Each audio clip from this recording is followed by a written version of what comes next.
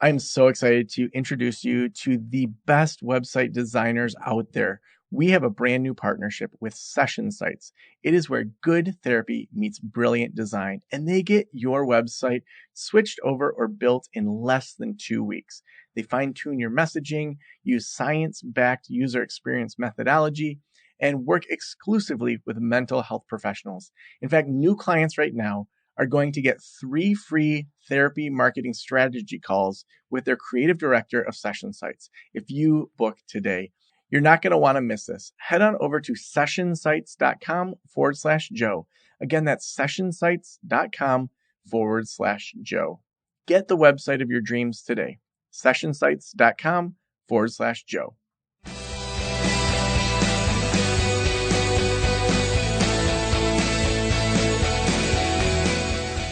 This is the Practice of the Practice podcast with Joe Sanok, session number 1141.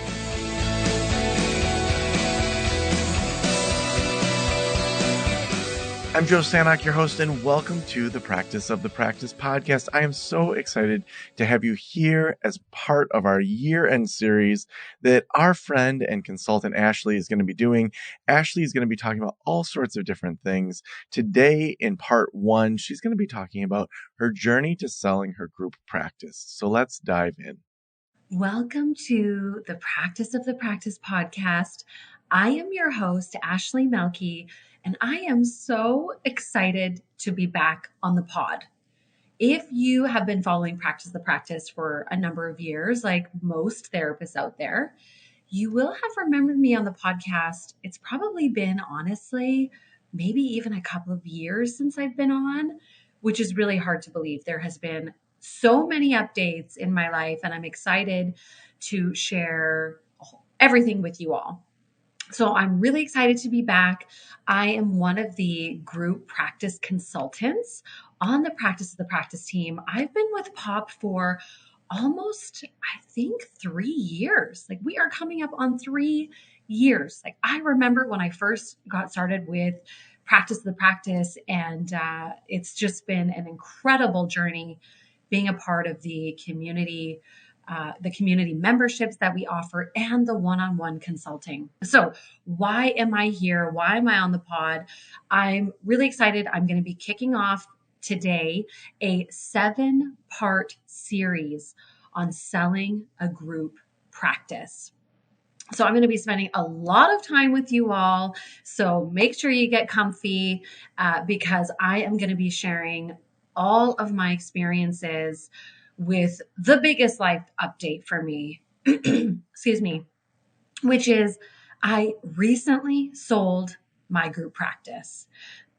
After 11 years of being in business, starting, growing, and scaling my business, I recently exited on September 30th, 2024. I'm still in awe that this has even happened. There has been just so many emotions that I've been processing this last couple of months, looking at just this journey, this wild journey that I've been on for a year, kind of preparing for the sale and going through that process. So Joe and I from POP were having some conversations about the value that this experience would bring to our therapist community for those who are looking to exit their businesses or are really just wanting to plan an exit strategy at some point. Like, eventually, there's going to come a point where retirement is around the corner, and that is going to be different for every single person. And I think we work so hard to build our practices.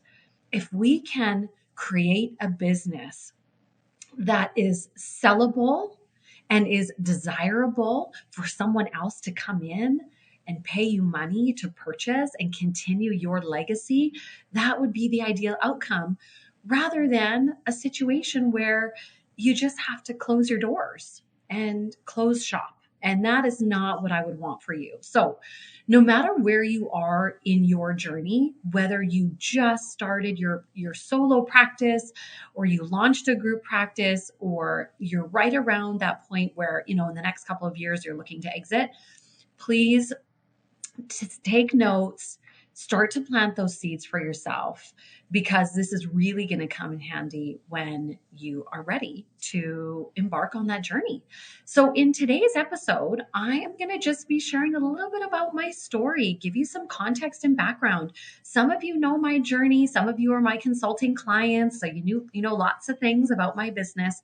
But for many of you, I'm a new voice, a new face, and I want to just kind of deep dive into a bit of my background and history in my business, and then what led me to make the decision to sell.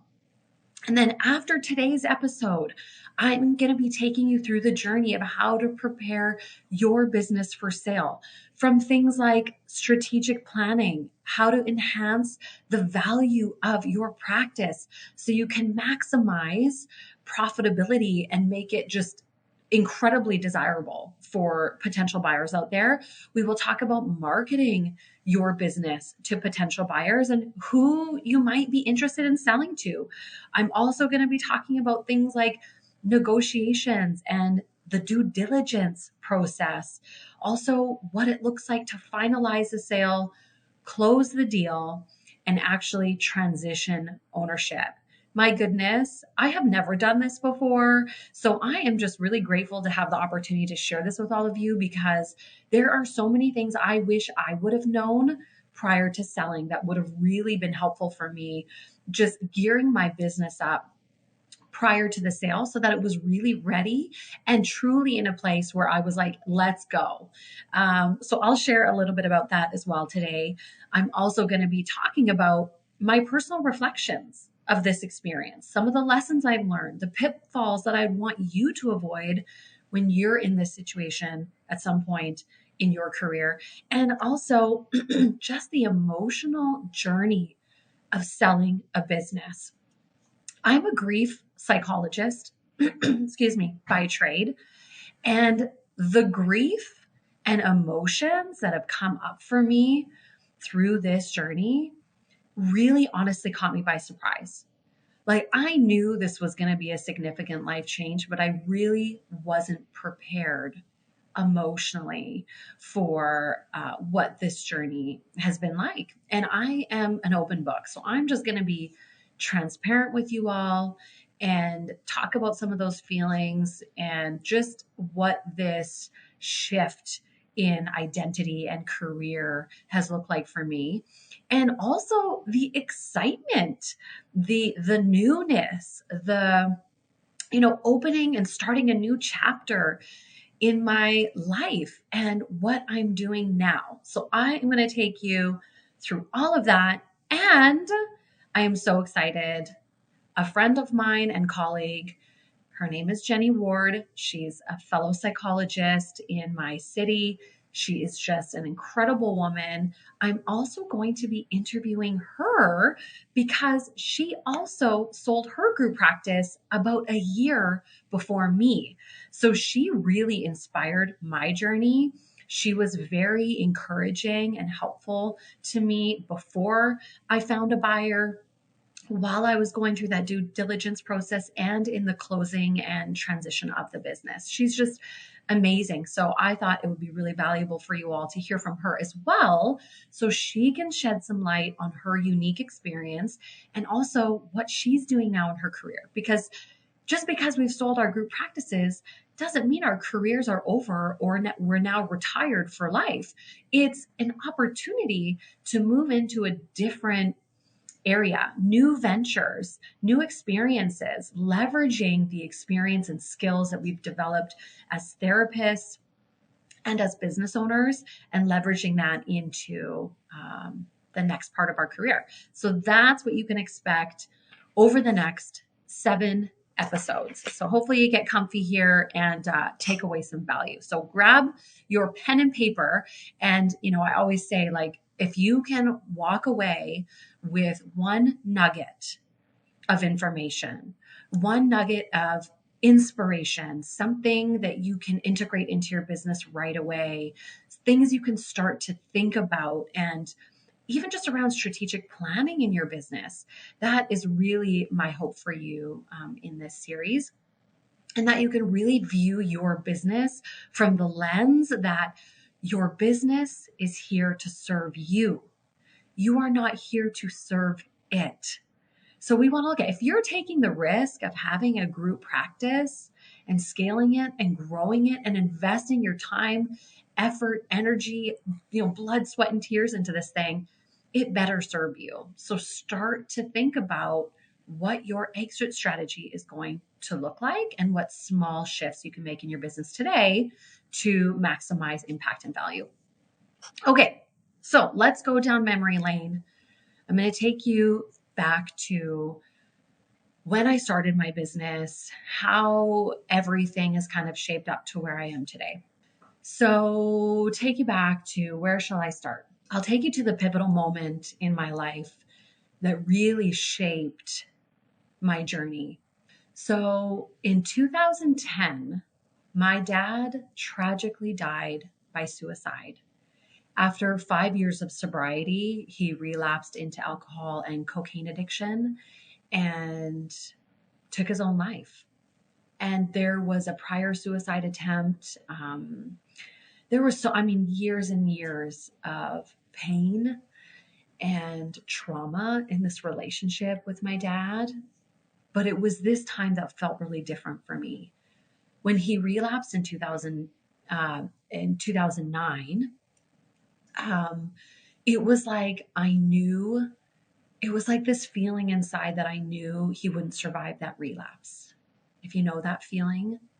And he might as well have said to me, I have a terminal illness and I'm going to die, because that is essentially how I felt when I got the news.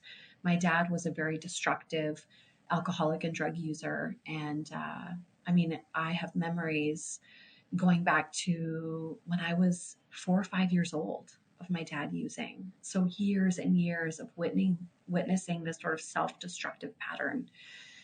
So it was about 1.5 years of absolute hell. So then in 2010, when he died, I was a second-year graduate student at the time. So I was doing my master's degree. I was on track to be a psychologist. And I thought kind of instantly, okay, I'm going to be surrounded by people who know how to help me. Like I just started my clinical training, seeing clients literally 2 months before. I was surrounded by PhD psychologists and just lots of people that I'm like, they're going to have the tools. And I learned very quickly how ill-equipped we all are to deal with grief.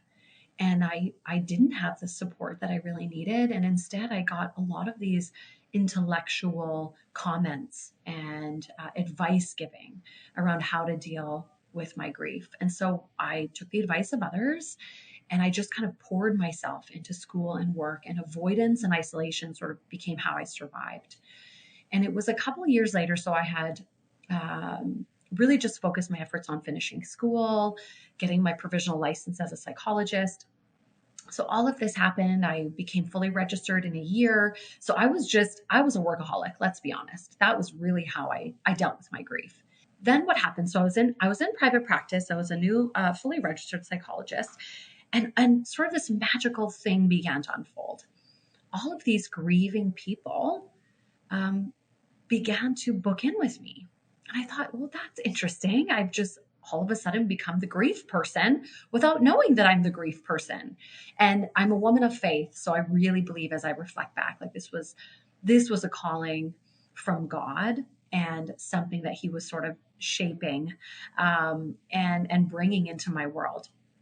So I was sitting with these grieving people, and I really felt my spirit and my heart come alive.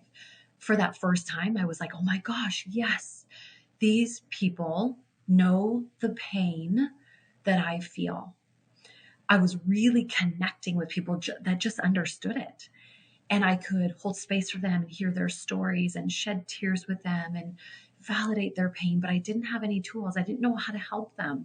So then I went to my friend Google, and I started to search up different programs available to help grieving people. That's when I came across this program called the Grief Recovery Method. If you haven't heard about it and you're not already trained, go and check it out. I'm an international trainer for the Grief Recovery Institute.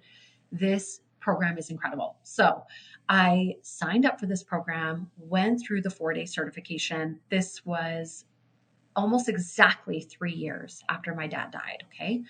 So into the certification training, thought that I was there to help other people, realized, within 5 minutes of starting the training, oh, this was about me. And I first had to do my personal work, and I had to really step into courage to take those actions to heal what was unfinished for me before I could help other people, which I deeply believe is so important for us as therapists.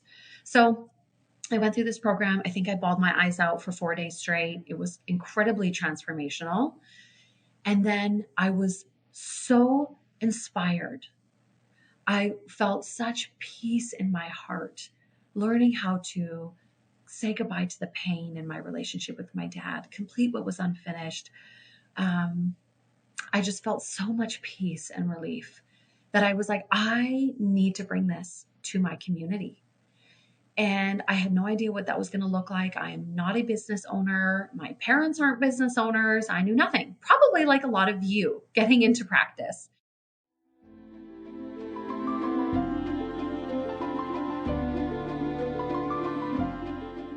Something always comes up when you're running a private practice. Well, Gusto's payroll and HR services can make it a little easier. Gusto was designed for you, the small business owner. They take the pain out of running a business, automatically calculating paychecks, filing payroll taxes, setting up open enrollment. Gusto does it all. Want more? Time tracking, health insurance, 401k, onboarding, commuter benefits, offer letters, access to HR experts. You get the idea. With Gusto, you can focus on the joy of running your business. It's super easy to set up and get started.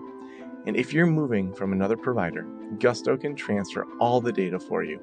It's no surprise 99% of businesses said the value they get for Gusto is worth the price. And here's the best part. Because you're a listener, you get 3 months totally free. All you have to do is go to gusto.com/Joe. Again, that's gusto.com/Joe. I'm telling you, you're going to love Gusto. Get started today. So the very next day, I went to the business registry's office and I registered my company, the Grief and Trauma Healing Center. It was a different name then. We ended up rebranding a couple of years later, but that is the name of the company now. So that was just over 11 years ago, which is wild. And I just felt like God had called me to serve grieving people. And I wanted to bring this incredible gift to the community. And my sort of vision for the company was, I want to equip every single person with the tools to heal from loss so no one will ever grieve alone. The purpose, the why that was driving me was that I didn't want anyone to feel that pain and isolation that I felt when my dad died. And I just wanted to serve one broken heart at a time. That was it. Like, just bring one person into my world and I've done God's work. And one person, like my little solo practice where I had like 5 hours a week of clients, grew very quickly. So within a matter of, I think, 3 or 4 years, and let me just preface with this. I was not intending to grow a group practice. So it wasn't like I started my solo and I was like, okay, how do I market and scale up and hire? It was a very organic process. So for me, it felt fast, but I know for other practices, it can happen a lot faster.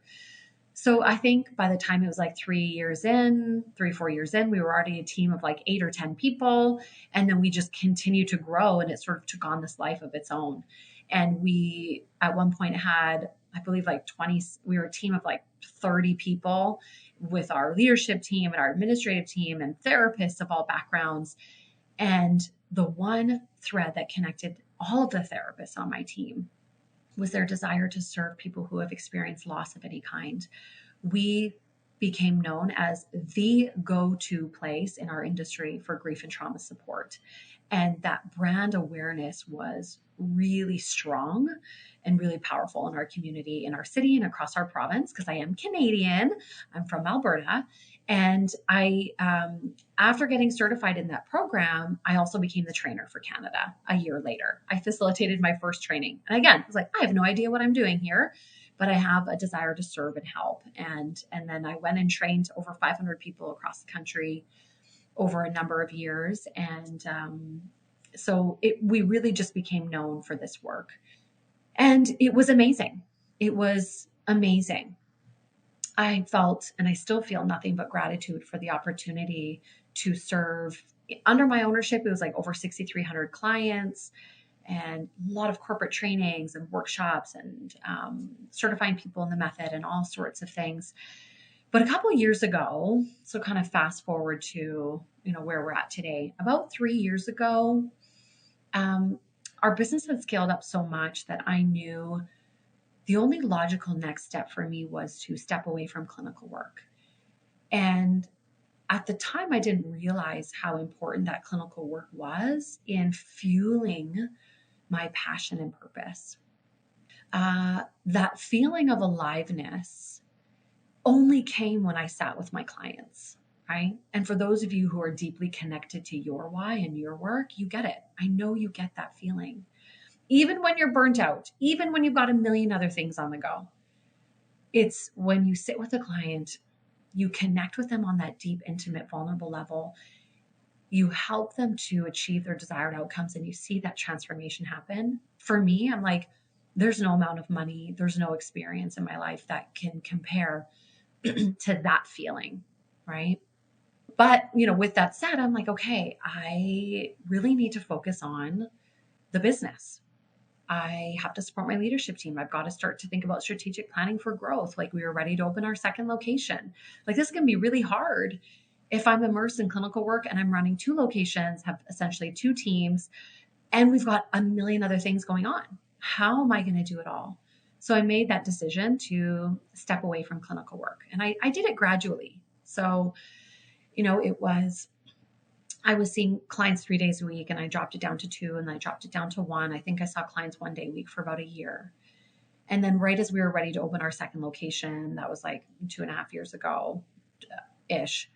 I, made that decision to terminate my caseload and make those internal referrals and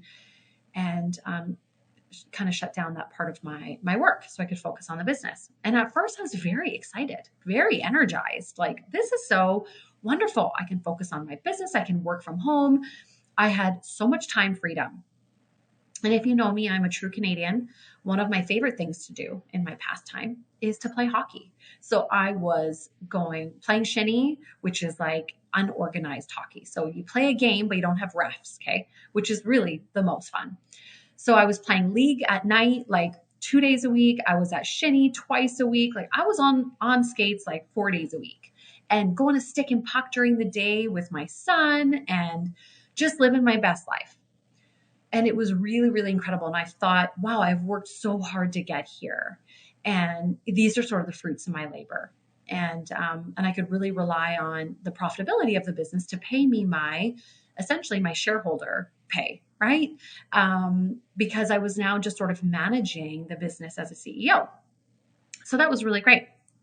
So do that for a couple of years. And then I start to feel like that spark in my heart started to fizzle out. And I noticed that, even though I had so much privilege and I was very grateful and very blessed to be in the situation I was starting to feel a bit miserable.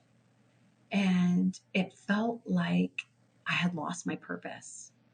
And I knew that, like, logically, I'm like, no, you have an amazing team. Like, I'm talking A players, like the best of the best team serving our community. Just remarkable therapists.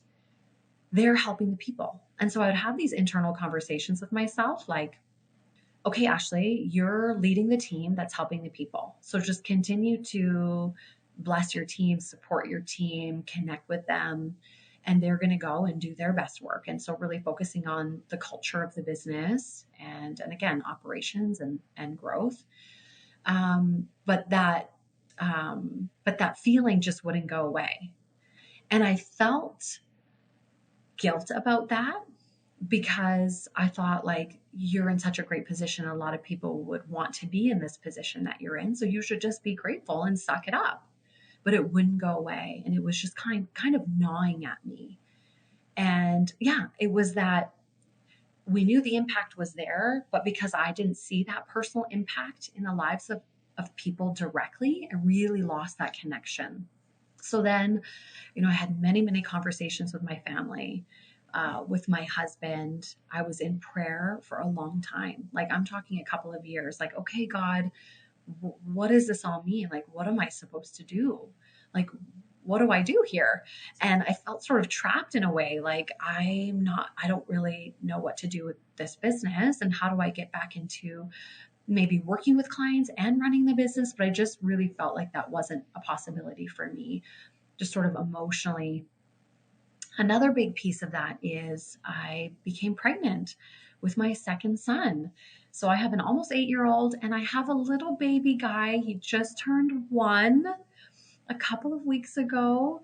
So I became pregnant with Asher, my littlest. And that also played a factor for me too. Like, okay, now I'm going to have another baby. I'm sort of starting over the newborn phase. How is this going to impact my capacity to lead and to do all the things that I want to do and reconnect to my purpose?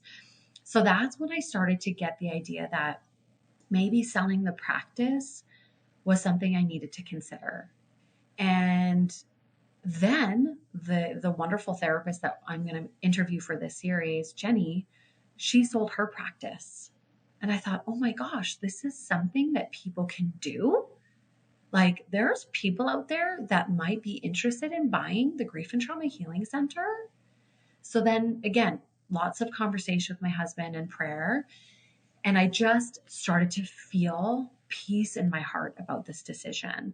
And something that I pray for when I make decisions is I just pray for God's peace. And my life motto is peace calls the shots. Peace calls the shots. So if I don't feel peace about something, I'm not going to do it. If I do feel peace about it, I know it's right. It's being led by God. So I just started to pray for God's peace around this. And I just knew, yes, this is it.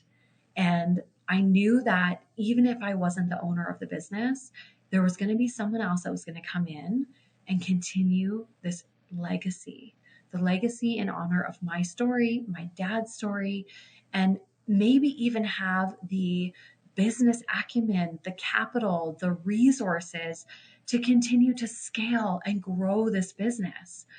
So the first step I took was reaching out to a potential buyer. And I will get into this in future episodes, but I reached out to a mega practice in my community. It's actually the practice where my journey as a therapist started, like in 2010. Yes. So I went to the owner of this mega practice and I said, hey, are you free for coffee? I've got a business opportunity for you. And he said, what's this business opportunity? And so that began our conversation. And it was about 10 months later when the business closed and they ended up buying the business.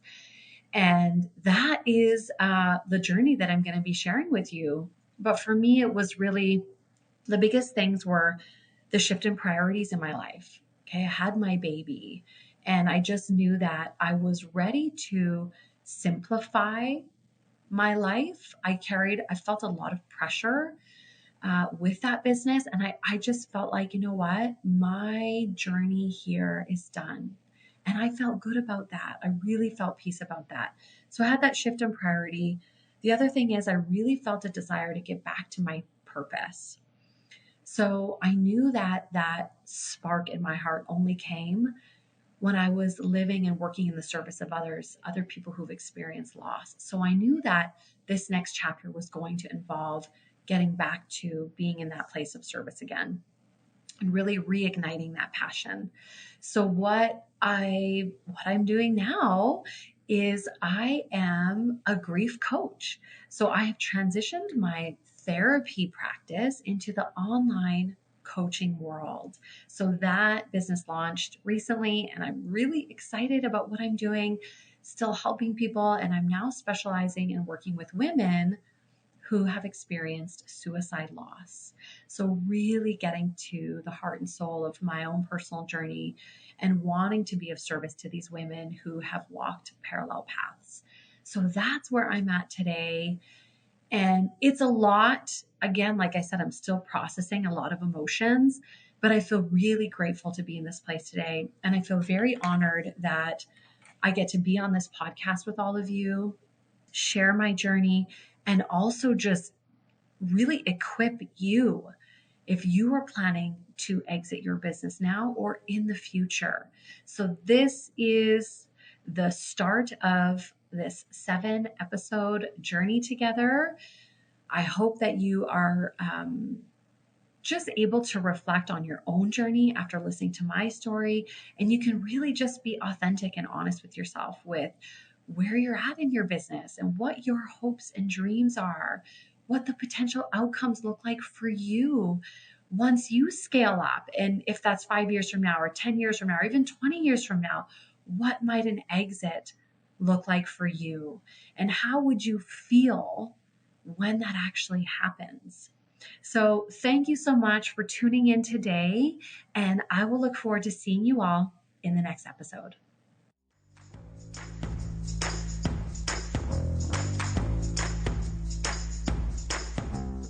If you're like me, I want to get things wrapped up and ready for next year so that we are starting the next year strong. If you need help with time tracking, health insurance, 401k benefits, payment, payroll, taxes, open enrollment, all those sorts of things, you've got to move over to Gusto. It's who we use here at Practice of the Practice. And because you're a listener, you get 3 months totally free. Head on over to gusto.com/Joe. Again, that's gusto.com/Joe. And I'm telling you, you're going to love it.